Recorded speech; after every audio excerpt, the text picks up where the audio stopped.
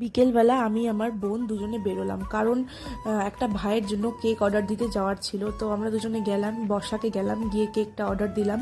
Order দিয়ে আমার বোন বলল চল তাহলে একটু ঘুরে বেড়াই মার্কেট থেকে। আমরা দুজনে বেরোলে এটাই করি, ঘুরে বেড়াই। আর এখানকার এই পতাকাটায় দেখো কি সুন্দর মানে উঠছে, যেহেতু প্রচণ্ড হাওয়া দিচ্ছিল। তারপর বাড়িতে চলে আসার পথে সিঙ্গারা নিয়ে বাড়িতে আসলাম। আর যেহেতু বৈশাখ মাসের শেষে একটা চড়ক হয়, তাই আমাদের পাড়াতে চড়ক মানে কালী ঠাকুর আর শিব ঠাকুরের নাচ দেখো আমাদের বাড়ির সামনেই হচ্ছিল। আর শিব ঠাকুরটা তো মানে শিবের মতনই নৃত্য করছিল, এমনভাবে নাচ করছিল, আমরা সবাই হাসতে হাসতে। আমি ভিডিওটাকে ফাস্ট করে দিয়েছি, দেখো তোমরা, এত মানে এমন করে নাচবে ও। সামনে থেকেও যেরকম আমরা হাসাহাসি করছিলাম, ভিডিওটা থেকে আরও বেশি হাসি পাচ্ছে আর কি।